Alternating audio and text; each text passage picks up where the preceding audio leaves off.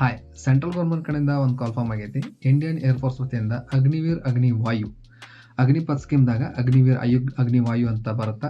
ಅದರಲ್ಲಿ Indian air force ಅಲ್ಲಿ ನಿಮಗೆ ಕಾಲ್ ಫಾರ್ಮ್ ಆಗೈತಿ. ಇದಕ್ಕೆ ಸೈನ್ಸ್ ಬೇಕಂತ ಏನಿಲ್ಲ. ಸೈನ್ಸ್ ಮಾಡಿದ್ರವರು ಎಲಿಜಿಬಲ್ ಆಗಿರ್ತಾರೆ, ಆರ್ಟ್ಸ್ ಕಾಮರ್ಸ್ ಮಾಡಿದ್ರು ಎಲಿಜಿಬಲ್ ಆಗಿರ್ತಾರೆ. ಈ ಮೂರು ಮಾಡಿಲ್ಲ, ನಾನು ಡಿಪ್ಲೊಮಾ ಮಾಡಿದ್ದೀನಿ ಅಂತಂದ್ರೆ ಡಿಪ್ಲೊಮಾ ಮಾಡಿದ್ರು ನೀವು ಇದನ್ನ ಅಪ್ಲೈ ಮಾಡ್ಕೋಬಹುದು. ಆನ್ಲೈನ್ ಮುಖಾಂತರ ಅರ್ಜಿ ಸಲ್ಲಿಸಲಿಕ್ಕೆ ಆಲ್ರೆಡಿ ಈಗ ಡೇಟ್ ಸ್ಟಾರ್ಟ್ ಆಗೈತಿ. 12/1/2026 ಅಂದರೆ ಜನವರಿ 12ರಿಂದ ಈಗ ಆನ್ಲೈನ್ ಮುಖಾಂತರ ಸ್ಟಾರ್ಟ್ ಆಗೈತಿ. ಲಾಸ್ಟ್ ಡೇಟ್ 1/2/2026 ಅಂದರೆ ಫೆಬ್ರವರಿ 1ನೇ ತಾರೀಕಿಗೆ ಇದು ಲಾಸ್ಟ್ ಡೇಟ್ ಮುಗಿದೈತಿ. ಯಾರು ಲೇಟ್ ಮಾಡ್ಲಿಕ್ಕೆ ಹೋಗ್ಬೇಡ್ರಿ, ಬೇಗ ಆನ್ಲೈನ್ ಮುಖಾಂತರ ಅರ್ಜಿಯನ್ನು ಸಲ್ಲಿಸ್ರಿ.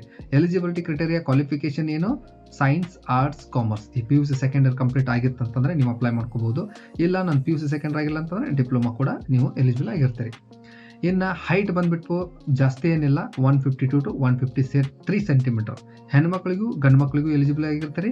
ಹೆಣ್ಮಕ್ಳಿಗೂ ಸೇಮ್ ಹೈಟ್ 150 to 153, ಗಂಡು ಮಕ್ಕಳಿಗೂ ಸೇಮ್ ಹೈಟ್ 150 to 153 ಸೆಂಟಿಮೀಟರ್ ಇದ್ದವರು ನೀವು ಇದನ್ನು ಅರ್ಜಿ ಸಲ್ಲಿಸಬಹುದು.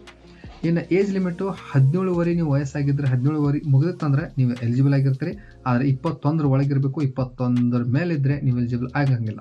ನೀವು ಯಾವ ಇಯರ್ದಿಂದ ಯಾವ ಇಯರ್ವರೆಗೆ ಜನಿಸಿರ್ತೀರಿ ಅದನ್ನು ಡೀಟೇಲ್ಸನ್ನು ನಾನು ಇಲ್ಲಿ ಡಿಸ್ಪ್ಲೇ ಮಾಡ್ತಾ ಇದ್ದೀನಿ. ಇದನ್ನು ನೋಡಿಕೊಂಡು ನೀವು ಆನ್ಲೈನ್ ಮುಖಾಂತರ ಅರ್ಜಿ ಸಲ್ಲಿಸ್ಬೋದು. ಆನ್ಲೈನ್ ಮುಖಾಂತರ ಅರ್ಜಿ ಸಲ್ಲಿಸಿಗೆ ಆಲ್ರೆಡಿ ಸ್ಟಾರ್ಟ್ ಆಗೈತಿ. ಲೇಟ್ ಮಾಡಕ್ಕೆ ಹೋಗ್ಬೇಡ್ರಿ. ಲಾಸ್ಟ್ ಮೊಮೆಂಟ್ದಾಗ ಸರ್ವರ್ ಬಿಜಿ ಆಗೋ ಚಾನ್ಸಸ್ ಇರ್ತೈತಿ.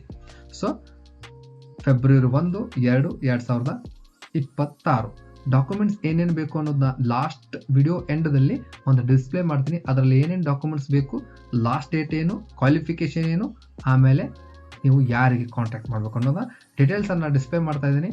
ಈ ವಿಡಿಯೋ ನಿಮಗೆ ಲೈಕ್ ಆಗಿದ್ದರೆ ಶೇರ್ ಮಾಡಿರಿ ನಿಮ್ಮ ಫ್ರೆಂಡ್ಸ್ಗೆ. ಯಾರ್ಯಾರು ಗೊತ್ತಾಗಿಲ್ಲ ಅವ್ರಿಗೂ ಗೊತ್ತಾಗಲಿ. ಲೈಕ್ ಮಾಡಿರಿ ಹಾಗೂ ಫಾಲೋ ಮಾಡಿರಿ, ಸಬ್ಸ್ಕ್ರೈಬ್ ಮಾಡಿ. ಧನ್ಯವಾದ.